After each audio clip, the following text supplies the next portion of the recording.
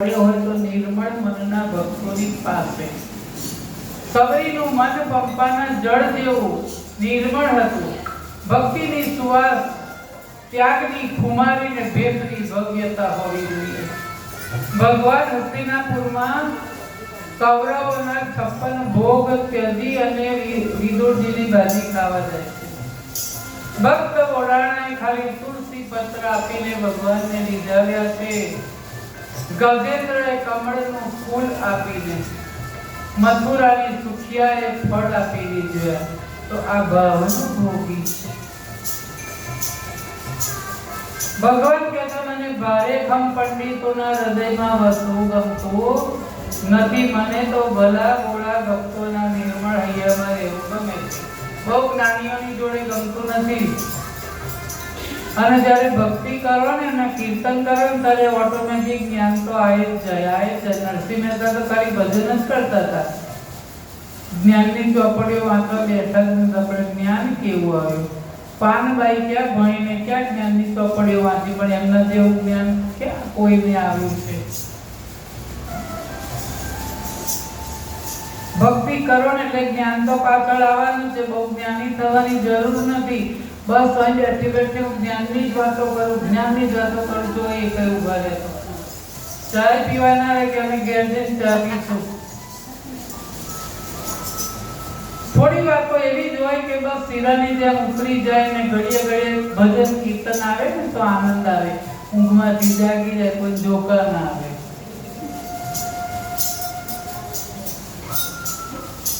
ગામડા ગામમાં એક રામજીનું મંદિર અને તેમાં રામ, લક્ષ્મણ, સીતાજી અને પવનપુત્ર હનુમાનજીની મૂર્તિઓ. આખા ગામમાં એક જ મંદિર. તેમાં એક વયોવૃદ્ધ મહંત હતા ને તે 7 શિષ્યો સાથે રહેતા. 7 શિષ્યોમાં 6 તેજસ્વી હતા. વેદ, વેદાંત અને ઉપનિષદોના શ્લોકો બોલે, સરસ શ્લોકો બોલે. એમની જીભની ટેરવેર અને શુદ્ધ સંસ્કૃત ભાષામાં જ્યારે શ્લોક લલકારે ને ત્યારે ચારે તરફનું વાતાવરણ સંગીતમય બની જાય.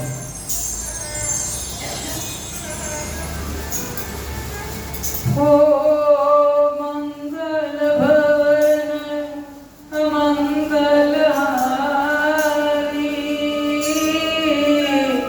દ્રવતુ દશરથ અજય વિહારી.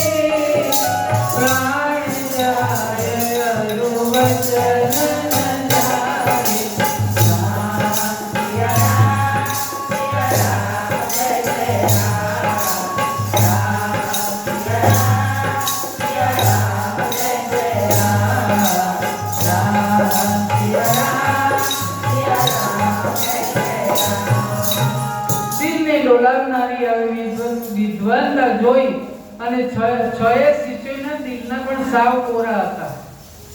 ભલે ને વિદ્વાન હતા. આ બધું વાણીમાં જ હતું. વાણી સુંદર હોય પણ વર્તનમાં ના ઉતારી હોય ને તો વાણીનો કોઈ અર્થ નથી. વાણી તો વર્તનથી જ શોભે છે. પણ એક શિષ્યને બુદ્ધિ બાળવાનું છે તો સવારથી સાંજ સુધી મંદિરનું કામ કરે. જે કઈ પ્રસાદી મળે ને એમાંથી પેટ ભરે અને પોતાની કાલી ગયેલી ભાષામાં પ્રભુને પ્રાર્થના કરે કે અણસમજુ હું બાળક બેઠો અંકમાં